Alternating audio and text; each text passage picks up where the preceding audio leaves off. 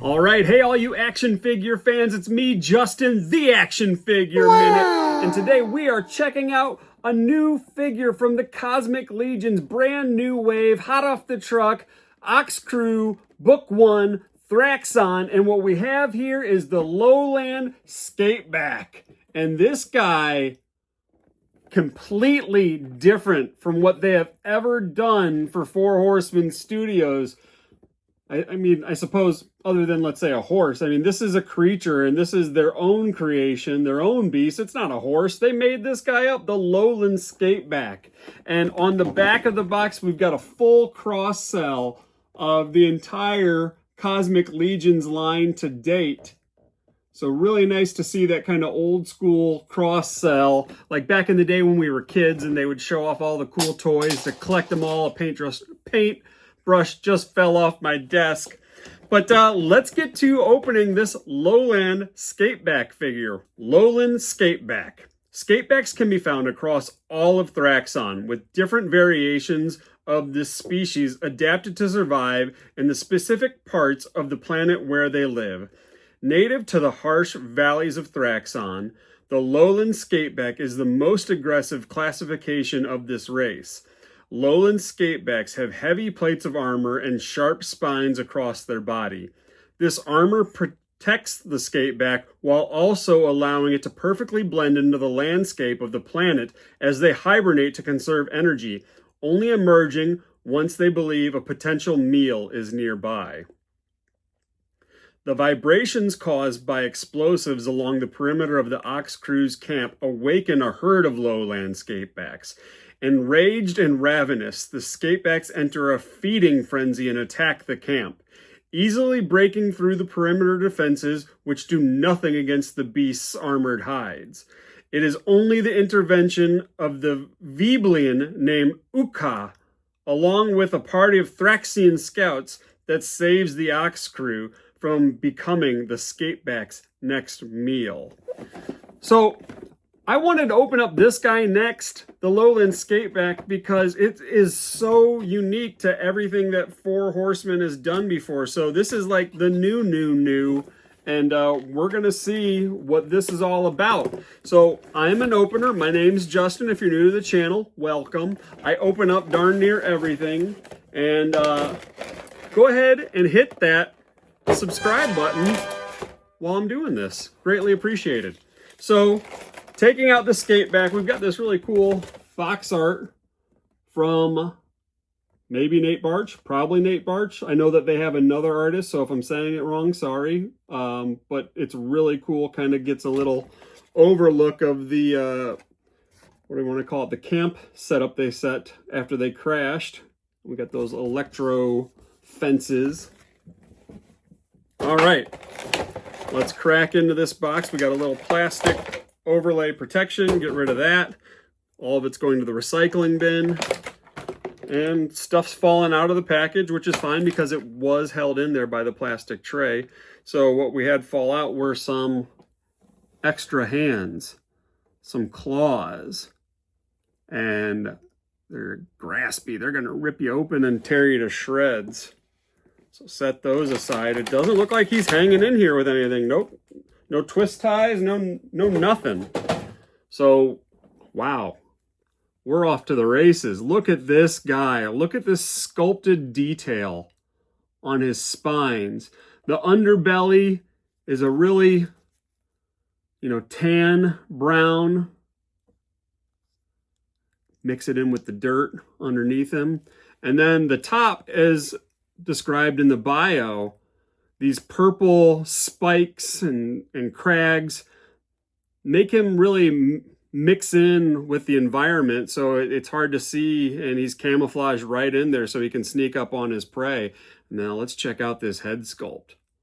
Whoa, doggy. Look at that. Let's go this way. Let's look at his eyes. Really get in on his eye. Oh yeah, I got to get my first look at it too.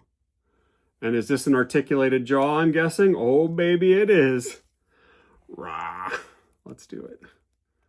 It works really well. Let's see how it works with the sculpt. It's not very evident either that it's a working jaw. It's not like it's really breaking up the sculpt in any way. Let's look inside. Ooh, he's so scary.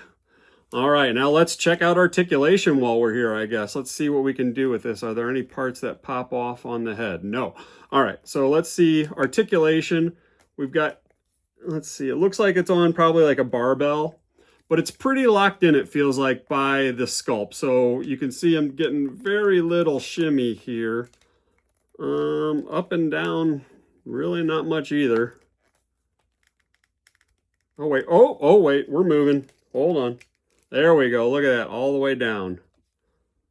Just had to figure out. This is, you know, brand new articulation. Okay, now that we've moved it, let's see if we can get any more side to side.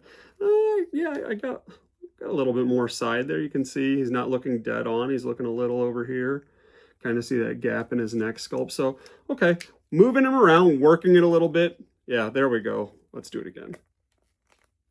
Bop, bop, bop, bop, bop. It's there. It's slight. All right. Let's look at this tail I already played with a little bit. It's a bendy wire tail, and it works really, really well. This is the type of tail that you want on your action figure, not that bullshit Dragon Man tail that Hasbro just released. That thing sucked. All right, so now we've got his legs, and I want to be a little cautious here. New figure. Haven't heard anything bad about it yet, but new figure, new articulation points to me. As you saw, I just took it out of the package. Didn't heat anything up. Be careful where you're grabbing. I didn't realize this, but I just broke off a little tiny peg. And it's most likely glued in. Where did it come from? Yeah, it looks like it's glued in. So I should be able to put that back in, no problem. But as you're working it, make sure you're watching out these little spikes here, because you don't want to do that. You don't want to break one off, so heed my warning. I just did that. That stunk. I know I saw somebody else say they did it too, and they might have done it with one of the bigger spikes. So be careful with your hand placement. It's a bit tight, but I'm working it. Let's see this one. All right, so these arms can move in a little bit, and then we can go out that much. Is it easy to see on camera? In, so it's like underneath him and going inwards, and then out. And then we can move him forward. Let's see if we can do it this way. Forward. And then, of course, we have a joint here that works really, really well. Let's say it's called his elbow, for lack of better terms. And then his wrist joints work really well, too. These are horizontally hinged. We've got another one. Elbow works really well. Horizontal works pretty well, too. The back legs, let's see here. Let's flip it around so we can look at the hindquarters. So we can go out. And we can kick out like that. That's kind of cool looking. You can kick forward a bit. Kick all the way out. Let's bend these back knees. They work really well. All right. And then bend this back knee. All those articulation points work really well. So, big word of caution is watch out for these spikes, not to break it off. But like I said, there is a tiny, where is it at here? Can you see it next to my finger? It's a tiny little hole. So I'm assuming I'll be able to put this in here and glue it just fine. This was my handling error, but that's how these are on here. They're glued in by the looks of it. Okay, so the only thing we can really do now is swap the hands. So hi-ho silver, let's go. Give it a gentle twist.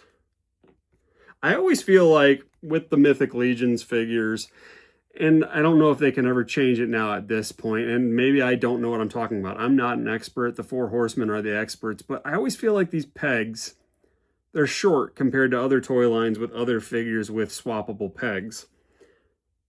If they were longer, would like the counter pressure from the wrist flexing help it stay in, help it not be loose over time? I don't know. I mean, that's something I think, because we see it with every other toy line. just longer wrist pegs popping in further into the arm. But on this Lowland Scapeback, they seem to be working really well. You know, see how they stand the test of time. Go ahead and wiggle this guy out. There we are. And in. It just feels like when you push it in, it barely seats in there. So I think it would just be better if the pegs were longer. And again, maybe that's not something now that they'd want to change or could change at this point, being so far into the line, because then it kind of messes with the parts library. But hey guys, look at me. I got my claws out.